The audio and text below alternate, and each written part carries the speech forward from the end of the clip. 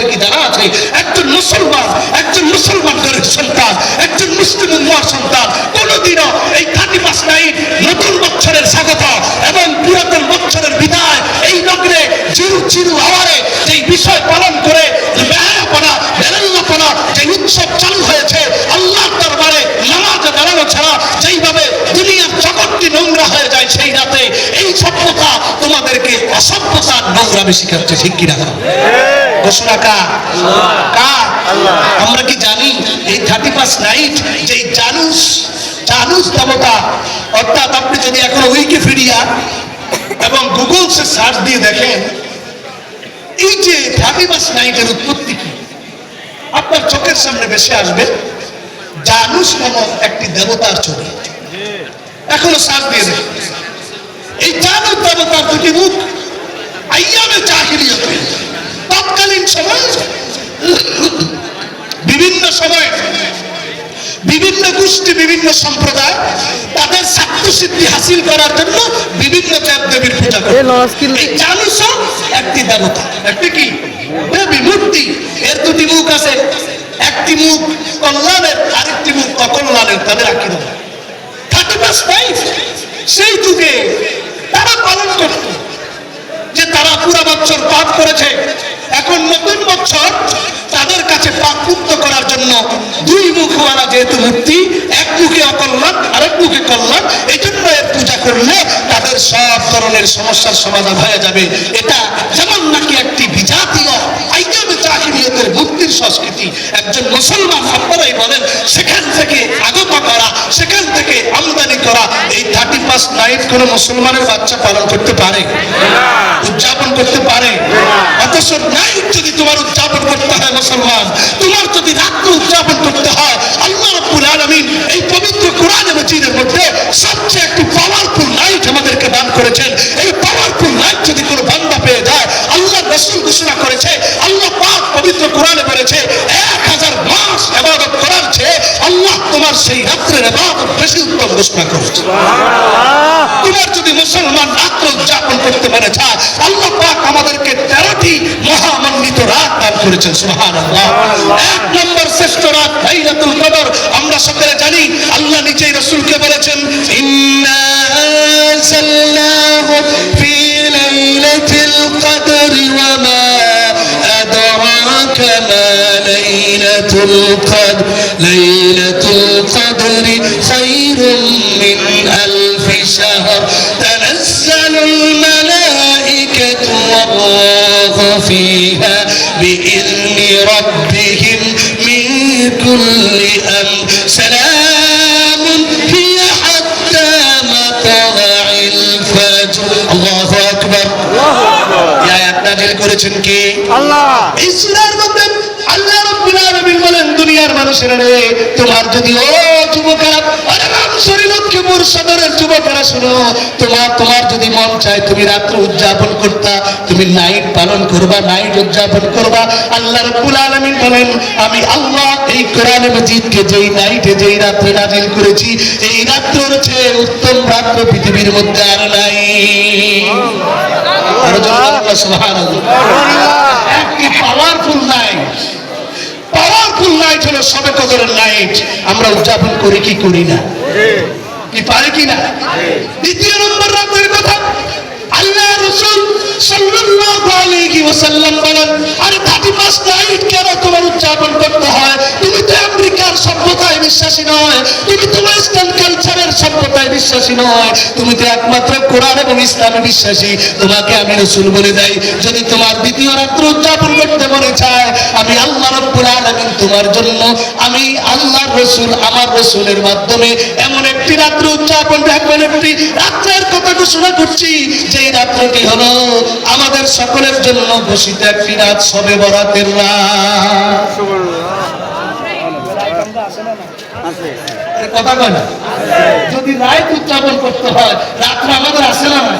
রাসূল বলেছেন এই শবে বরাতের রাত্র লাইলাতুল নিসফি মিন শাবান যখন শুরু হয়ে যাবে, শবে যখন নাকি সূর্য অস্তমিত হবে, আল্লাহ রাব্বুল আলামিন দুনিয়ার আসমানে চলে আসেন আর মানুষকে ডাক দিতে থাকেন, আরে জানুস দেবতার পূজা করতে হবে না, দুই মুখওয়ালা মূর্তির পূজা করতে হবে না। ওরে বান্দা তুই এত গুনাহ করে করেছিস, এত গুনাহ করেছিস, পাপ করেছিস, আমি আল্লাহর দরবারে চা, আমি আল্লাহ তোর সকল গুনাহ মাফ করে দেব। সুবহানাল্লাহ।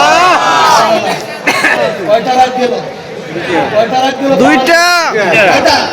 হ্যাঁ, যুবকেরা, রাত যদি উদযাপন করতে চাও, 3 নম্বর রাত, 4 নম্বর রাত হলো রাসূল করিম সাল্লাল্লাহু আলাইহি সাল্লাম বলেছেন, দুই ঈদের রাতে তুমি ইবাদত করো, যেদিন মানুষের অন্তর মরে যাবে, যেদিন মানুষ অন্তর মরে যাবে, কেউ কথা বলতে পারবে না, সেদিন তোমার অন্তর তাজা থাকবে। আল্লাহ তোমাকে সেই হাসরের ময়দানে হাসার জন্য সুযোগ করে দিবেন। আল্লাহ তোমার উপরে নেয়ামত রহমত নাযিল করবেন। সেই দুটি রাত্র হলো দুই ঈদের রাত্রি। সুবহানাল্লাহ। দুনিয়ার মুমিন মুসলমান দোস্ত বুজুর্গ, যদি তুমি রাত্রি উদযাপন করতে চাও, রাসূল বলেছেন, আল্লাহ কোরআনে বলেছেন, ফাল ফাজর ওয়া লায়ালিন আশর ওয়াশ-শাফঈ ওয়াল ওয়াতর ওয়াল লাইলি ইযা ইয়াসআল ফি যালিকা কসামুন লিযী হিজর। আল্লাহ রাব্বুল আলামিন এই পবিত্র কোরআনের 30 নম্বর পারার সূরা ফজরের মধ্যে 10টি রাতের কসম করেছেন। করছেন কি করেন নাই?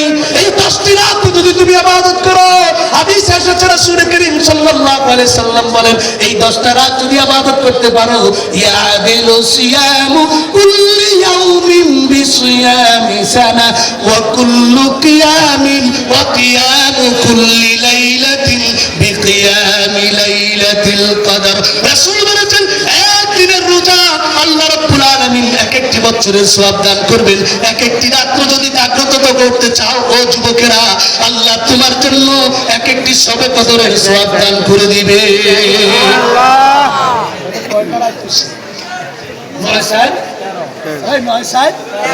আমরা যদি সংস্কৃতি পালন করতে চাই, কোরআন থেকে উত্তম সংস্কৃতি আর কি আছে? আল্লাহ বলেন, আফা হুকমাল জাহিলিয়াতি ইয়াবগুন। আরে বান্দা, তুই আমি আল্লাহর দেওয়া সংস্কৃতি ছাড়া, সেই ওয়েস্টার্ন কালচার থেকে, সেই শফিক রেহমান চাই দিন পত্রিকার মাধ্যমে 20 বছর আগে এই বাংলাদেশে এই সমস্ত নোংরা সভ্যতা আমদানি করেছে, তাকে দিন দিয়ে লাথি মেরে সেই আপনার বঙ্গোপসাগরে নিক্ষেপ করে আমার কোরআনের সভ্যতাকে তোমরা ঘোষণা করো, মেনে চলো। আমি আল্লাহ তোকে রাত্র উদযাপন করতে চাইলে আমি আল্লাহ তোকে রাত দিয়ে দিছি। সুবহানাল্লাহ। আছে না নাই? আর যদি তুমি দিন উদযাপন করতে চাও, আল্লাহ রাব্বুল আলামিন ইয়াউমুল জুমআ দান করেছেন। আল্লাহ রাব্বুল আলামিন সেই জিলহজ মাসের যেমন রাত্রের ফজিলত দিয়েছেন, সেই জিলহজ মাসের দিনের ফজিলত দিয়েছেন। আল্লাহ বলেন, ওয়ামান আহসানু আল্লাহ রাব্বুল আলামিন বলেন, আফাহুকুমাল জাহিলিয়াতি ইয়াবগুন ওয়ামান আহসানু মিনাল্লাহি হুকমান লিকাওমিন ইউকিনুন। আমি আল্লাহর চেয়ে উত্তম সভ্যতা, সংস্কৃতি এবং বিধানদাতা কি আর কেউ আছে? এই কথা বলেন আছে? কথা বলেন আছে? পৃথিবীর মধ্যে যত কোরআন ছাড়া সংবিধান আছে, সকল কোরআন ছাড়া সংবিধানের মধ্যে মানব রচিত মতবাদ এমন ভাবে ইনক্লুড হয়েছে, পৃথিবীর মানুষের অধিকার নিয়ে ছিনিমিনি খেলা হয়। ঠিক কিনা কর? যেই সরকার ক্ষমতায় আসে, সেই জালিম ক্ষমতার চেয়ারে বসে, সেই জালিম তার নিজের স্বার্থ সিদ্ধির জন্য সেই সংবিধান চেঞ্জ করে ফেলে। সে তার স্বার্থ সিদ্ধি হাসিলের জন্য সংবিধান চেঞ্জ করে মানুষের উপর জুলুম নির্যাতনের স্টিম রোলার চালায়। ঠিক কিনা কর?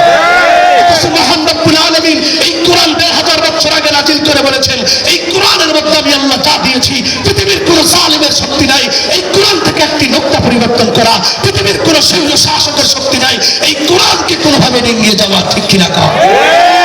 বড় বড় দার্শনিক রিসার্চ গবেষণা করে বলেছেন, Quran was not the production of Muhammad's own mind, but the book was revealed to Muhammad by আল্লাহ।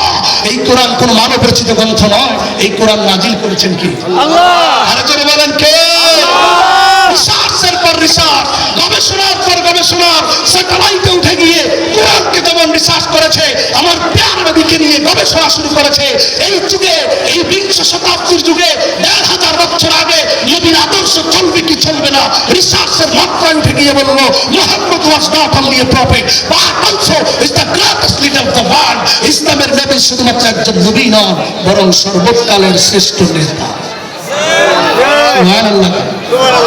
আমার কথা না, একজন ঐতিহাসিক মাইকেল ওইচার্ড খ্রিস্টান দার্শনিক যে আমি খ্রিস্টান হয়ে বলছি, ওই পৃথিবীর মানুষেরা যদি নেতা খুঁজতে চাও, পৃথিবীর মধ্যে লিডার খোঁজো, আমেরিকার মধ্যে খোঁজো, রাশিয়ার মধ্যে খোঁজো, কানাডার মধ্যে খোঁজো, even the world was united for leader. Muhammad sallallahu alaihi wasallam would have been the best treated man to lead the people of various creeds, darkness and ideas to peace and happiness. একজন ঐতিহাসিক দার্শনিক George Bernard show বলেন। খ্রিস্টান, মুসলমান না খ্রিস্টান? খ্রিস্টান George Bernard show ঐতিহাসিক দার্শনিক ঘোষণা করে বলছেন, যদি বিশ্বের মধ্যে লিডার খুঁজতে চাও, নেতা খুঁজতে চাও, এই পৃথিবীর মধ্যে মুহাম্মদুর রাসূলুল্লাহ ছাড়া আর কেউ নয়। পৃথিবীর মধ্যে একমাত্র